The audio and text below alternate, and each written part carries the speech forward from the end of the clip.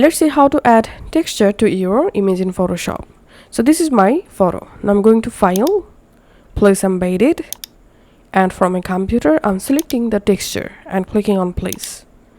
Now all you have to need, go ahead and resize your texture and hit Enter. Now we have to duplicate this texture layer twice. So press Ctrl Z twice to duplicate. Now select the first texture layer, click on this blending options, select multiply, and then click on FX and blending options.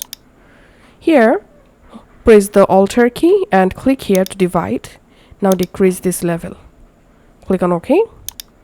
Then select the second texture layer, click on blending options, select screen, FX, blending options, Alt key and click here and increase this level, then click on OK.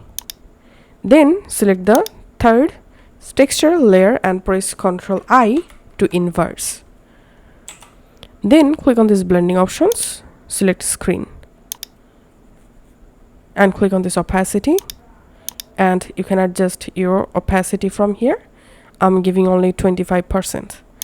After that, if you want to rotate the texture or resize, press Ctrl T, and now you can easily go ahead and resize your texture. You can also rotate your texture just like this. Once you're happy, click on Done, and that's how you can actually add texture to image.